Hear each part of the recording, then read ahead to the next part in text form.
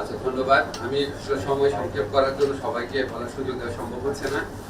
আমাদের এখানে আমাদের আইন বিচার ও সংসদ মন্ত্রণালয়ের সচিব জনাব লিয়াকত আলী মোল্লা উপস্থিত আছেন, আমাদের রেজিস্ট্রার জেনারেল সাহেব এবং আমাদের সুপ্রিম কোর্ট সচিবালয়ের প্রথম সচিব জনাব মোহাম্মদ হাবিবুর রহমান সিদ্দিক উপস্থিত আছেন। আমি নিজে এটাকে র্যাপ আপ করছি। আমাদের যে অনলাইন বেল বন্ড, এটা খুব ফ্র্যাঙ্কলি বললে কি, এটার আগে যেটা ছিল যে হাতে হাতে করে বেলটা পৌঁছে দেওয়া, এটা যেই আদালতে মঞ্জুর হতো আর যেই কারাগারে পৌঁছাতো, এর মাঝখানে এমনও আছে যে সর্বোচ্চ 10 থেকে 12টা ধাপ অতিক্রম করতো, মানে প্রচুর সময় খরচ হতো, কয়েক ঘন্টা থেকে কয়েক দিন লাগতো। আমাদের জেলার সাহেব বলেছেন টাকা খরচ হতো, মানুষের ভোগান্তি হতো। সবচেয়ে বড় কথা, উনি খুব ইম্পর্টেন্ট একটা কথা বলেছেন, আমাদের অ্যাটর্নি জেনারেল সাহেব একটা ইম্পর্টেন্ট কথা বলেছেন, এটা রংফুল কনফাইনমেন্ট হতো, মানে একজন জামিন পেয়ে গেছে তারপর উনি কেন জেলে আছে, এটা তো অপরাধমূলকভাবে একটা কনফাইনমেন্ট হয়ে যেত। সেটার থেকে মুক্ত পাওয়ার চিন্তা থেকে আমরা নারায়ণগঞ্জের চালু করেছিলাম। এটা অত্যন্ত সফল হয়েছে, জনপ্রিয় হয়েছে।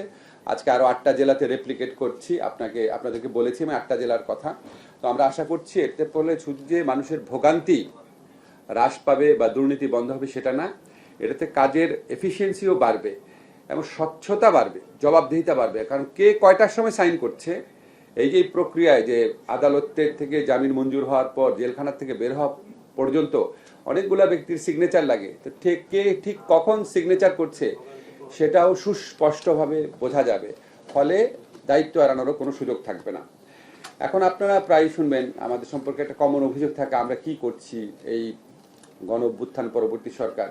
আমি এটা অনেকবার এখানে ব্যাখ্যা করেছি, আমরা প্রচুর আইনগত সংস্কার করেছি। আমার মনে হয় এটা মানে শোনার মতো ধৈর্য থাকলে সবাই বুঝতে পারবে। এটা ছাড়া আমাদের একটা অত্যন্ত বড় কাজ ছিল ডিজিটালাইজেশন। আপনারা জানেন যে কোনো ডিজিটালাইজেশন দুর্নীতির স্কোপ বন্ধ করে দেয়, ভোগান্তির স্কোপ বন্ধ করে দেয়, যে কোনো ডিজিটালাইজেশন। তো আমরা অনলাইন বেল বন্ডের পাশাপাশি আরও কয়েকটা পদক্ষেপ নিয়েছি, আপনাদের একটু জানাই।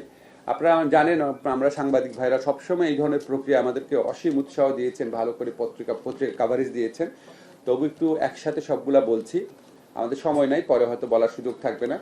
আমরা অনলাইন বেল বন্ডের পাশাপাশি আরও কিছু ডিজিটালাইজেশনের ব্যবস্থা সম্পূর্ণ করেছি।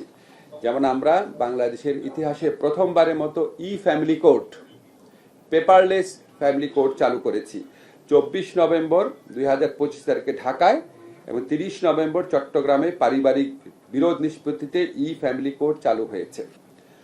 ঘরে বসে বিচার প্রার্থী, আইনজীবী, বিচারকরা তাদের অ্যাকাউন্টের মাধ্যমে মামলা দায়েরও করতে পারছেন, মামলা পরিচালনা করতে পারছেন।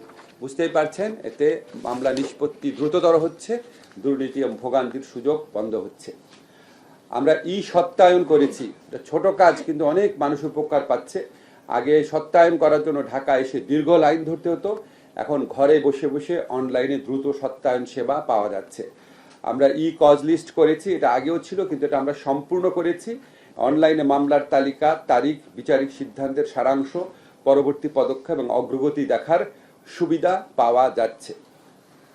আমরা লিগ্যাল এইড সম্প্রসারিত করেছি, আপনারা জানেন, সেখানেও আমরা ডিজিটালাইজেশন চালু করেছি, সম্পূর্ণ হয় নাই।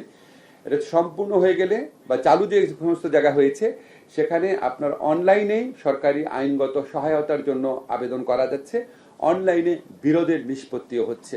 এটা সম্পূর্ণ হয়ে যাবে কিছুদিনের মধ্যে এবং অনলাইনে আপনার লিগ্যাল এইড সেবা সম্প্রসারিত হলে আপনার বিকল্প পদ্ধতিতে বিরোধ নিষ্পত্তিও আগের চেয়ে অনেক বেড়ে যাবে বলে আমরা বিশ্বাস করি। এছাড়া আমরা দুটা গুরুত্বপূর্ণ ডিজিটাল সেবা চালুর কাজ চূড়ান্ত পর্যায়ে আছে আমাদের। একটা হচ্ছে বিবাহ তালাক রেজিস্ট্রেশন। আপনারা জানেন বিবাহ তালাক রেজিস্ট্রেশন নিয়েও অনেক বিরোধ হয়, অনেক ধরনের ভোগান্তি হয় মানুষের। তো বিবাহ তালাক রেজিস্ট্রেশন আছে কিনা ওই সুযোগে মেয়েদেরকে অনেক হয়রানির সম্মুখীন হতে হয়, এমনকি তাদের আইনগত অধিকার থেকে বঞ্চিত করার পদক্ষেপ নেওয়া হয়। আমরা এটা অনলাইনে করার ব্যবস্থা করছি, বিবাহ তালাক নিবন্ধন, এটা সম্পূর্ণ অনলাইন রেজিস্ট্রেশন কাজ চালু হবে। এটা চালু হওয়ার কাজটা অলরেডি শুরু হয়েছে। আর এটা আমাদের অত্যন্ত অ্যাম্বিশিয়াস প্রজেক্ট আছে। এই প্রজেক্টটা অনেক বড় প্রজেক্ট প্রণয়ন করতে আমাদের অনেক টাইম লেগে গেছে। এটা হচ্ছে, আপনারা জানেন যে জমি জমা সম্পত্তি রেজিস্ট্রেশন, এটা নিয়ে মানুষের প্রচুর ভোগান্তি হয়। সাব রেজিস্ট্রি অফিসের প্রতি অনেক কমপ্লেইন থাকে মানুষের। আপনার ভূমি মন্ত্রণালয়ের ক্ষেত্রে অনেক ধরনের কিছু কিছু জিনিস শোনা যায়, কারো কারো ক্ষেত্রে শোনা যায়, সেখানেও আপনার অনলাইনে রেজিস্ট্রেশন হওয়ার পরও ভোগান্তির একটা নতুন পর্যায় শুরু হয়। তা আমরা যদি জমি জমা এবং সম্পত্তির ডিজিটাল রেজিস্ট্রেশন চালু করি তাহলে এই ভোগান্তি বহুলাংশে হ্রাস পাবে বলে আমরা বিশ্বাস করি। তো অনলাইনে জমি জমা সম্পত্তি রেজিস্ট্রেশনের জন্য একটা প্রকল্প আমরা অলরেডি অনুমোদন করেছি, প্রকল্পের কার্যক্রম অলরেডি শুরু হয়েছে। এই জমির দলিল নিবন্ধন প্রক্রিয়া অনলাইনে সম্পাদনের জন্য অলরেডি আমরা রেজিস্ট্রেশন আইন সংশোধন করে রেজিস্ট্রেশন প্রক্রিয়াও সংযুক্ত করেছি। আমরা থাকবো না, কিন্তু আমরা বিশ্বাস করি পরবর্তীকালে যে সরকারি আসবেন রেজিস্ট্রেশন যে প্রকল্পটা আছে এটা তারা পূর্ণ দমে তারা বাস্তবায়ন করার চেষ্টা করবেন। এই প্রকল্পের যে পিডি নিয়োগ, এই প্রকল্পের অর্থ বরাদ্দ, এই প্রকল্পের অফিস নেওয়া সবকিছুই আমাদের আমলে শুরু হচ্ছে। আশা করি আমরা 2026 সনের মধ্যে এই প্রকল্পের কাজ শেষ হবে না? চান্স আছে? আচ্ছা, সরি, এটা একটু সময় লাগতে পারে, 1 থেকে 2 বছর সময় লাগবে। কিন্তু যখন আপনার এই যুগান্তকারী কাজটা সম্পন্ন হবে তখন জমি জমা সংক্রান্ত মামলা এবং জমি জমা সংক্রান্ত মামলা থেকে অনেক ফৌজদারি মামলা হয়, সেই মামলার প্রকোপ বহুলাংশে কমে যাবে। এই কাজটা অলরেডি শুরু হয়েছে। আপনাদেরকে অসংখ্য ধন্যবাদ। আমরা চলে যাওয়ার আগে আমাদের সম্পূর্ণ কাজের বিবরণ দিয়ে যাব, সেটার জন্য আপনাদেরকে অগ্রিম আমন্ত্রণ জানিয়ে রাখলাম। ধন্যবাদ।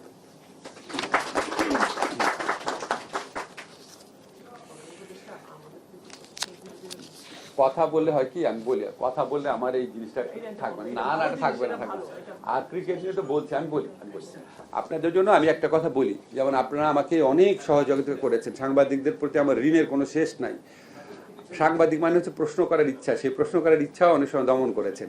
প্রশ্ন করতে দেই না কেন, যে সংবাদ সম্মেলনের মূল বিষয়টা হারিয়ে যায়। কিন্তু আপনাদেরকে আমি কথা দিলাম, আমি যাওয়ার আগে আপনাদেরকে মুক্তভাবে প্রশ্ন করতে দেওয়ার একটা সাংবাদিক সম্মেলন করব। ও আচ্ছা আচ্ছা, সে ঠিক আছে।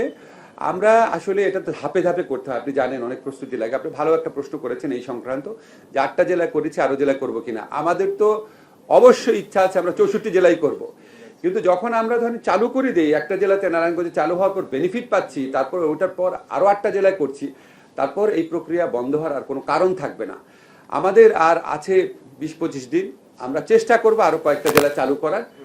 নিশ্চিত না, কিন্তু 8টাতে 9টাতে মোট চালু হয়ে যাবে, এটা নিশ্চিত আমরা। এবং আমরা মনে করি এটা অবশ্যই আগামী 6 মাসের মধ্যে সবগুলো জেলাতেই চালু হয়ে যাবে। পরবর্তী সরকার অবশ্যই রাখবে। শোনেন, পরবর্তী সরকার রাজনৈতিকভাবে সমস্যায় পড়ে এই ধরনের জিনিস ছাড়া বাকি সবই রাখার চেষ্টা করে। তো এটা তো রাজনৈতিকভাবে সমস্যায় পড়বে না। এবং আমি বিশ্বাস করি পরবর্তী যেই দলগুলোই ক্ষমতা আসবে, আমরা কিন্তু অলরেডি শুনি যে ওনারা দুর্নীতির বিরুদ্ধে পদক্ষেপ নেবেন, ওনারা সুশাসনের ব্যবস্থা করবেন। এটা তো এসেনশিয়াল কাজ। এই সমস্ত কাজ পরবর্তী সরকার, কোনো সরকার যে দলই ক্ষমতায় আসুক, বাধা দিবে বলে আমরা মনে করি না। ধন্যবাদ।